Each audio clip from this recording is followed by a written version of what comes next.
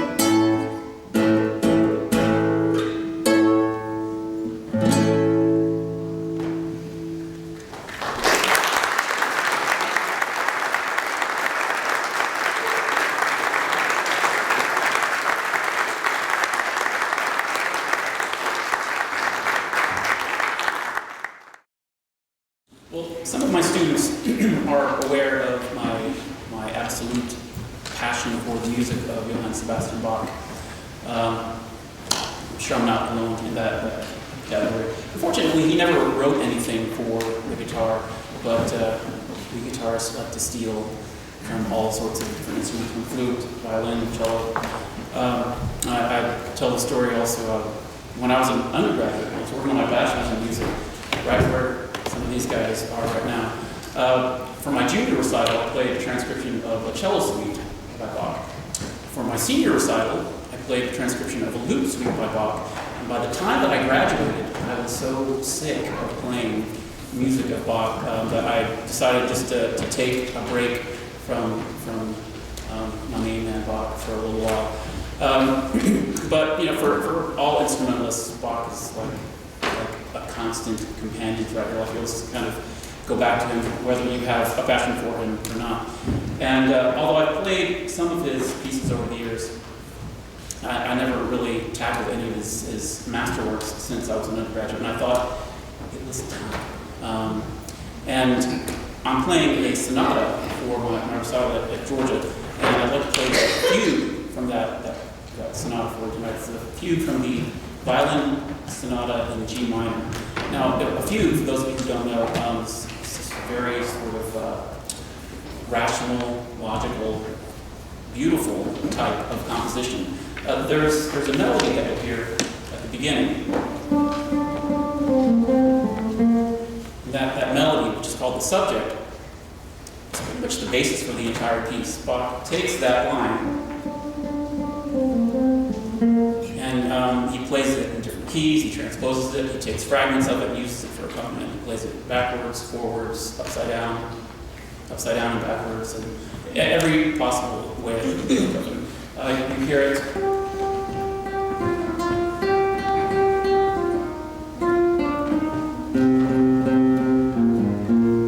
You hear it all over the place. Let's see. Anyway, you get the idea. You'll hear the subject at the beginning, and the piece sort of takes form based on that one musical idea. So this is the fugue from the Sonata in G minor by Johann Sebastian Bach.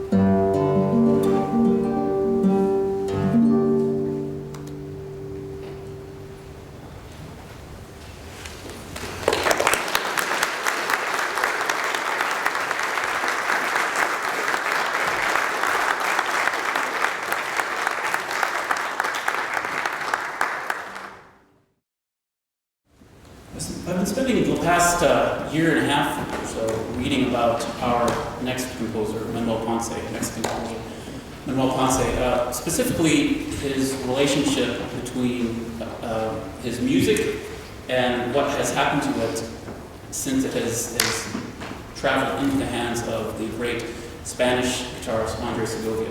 My thesis is basically built around the relationship and how Segovia, after commissioning music from Ponce, would take this music and alter it however he sort of saw fit. He didn't change it too much, but if there was a chord that he didn't like, he would rewrite it. If there was a chord that landed on a particular beat and he wanted another beat emphasized, he had no problems with changing it. But in Segovia's defense, many of the composers that he enlisted to write for him did not play the guitar. Manuel Ponce was not a guitarist. So you get examples sometimes of chords with 7 or sometimes 8 notes in the chord. And on an instrument that can really only play 6 different notes at a time, that could be somewhat problematic. So those are obvious changes that he would make. But in addition to that, Segovia would go back and he would orchestrate the piece based on what's sort of become known as the Segovia style. Segovia's style of playing was really based on the way that you orchestrate on the guitar and the way that the guitar has a unique sense of creating different tone colors and timbres. For example, the main melody of the second movement of the sonata I'm going to play.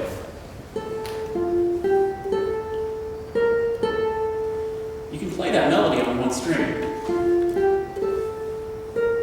and then play that same melody on a different string.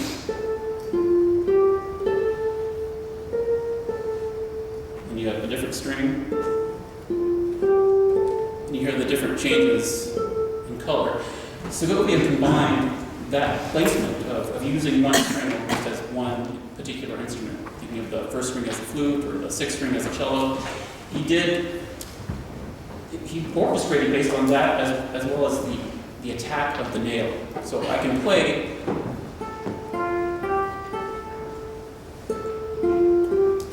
depending on how I hit the string and where I play on the placement of the string, each one has its own individual color. So he changed some of the harmonies around based on whether or not he was able to accommodate this approach to orchestrating the piece. It's sort of become a hallmark of his style, and it's fallen somewhat out of fashion. But most of my research is based upon his friendship with Ponce and how the original score of Ponce's music, like this next sonata, is different from Segovia's publication of it.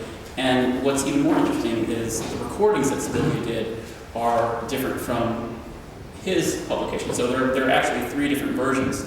There's the original Ponce idea, there's the Segovia transcription, and then there is the Segovia recording.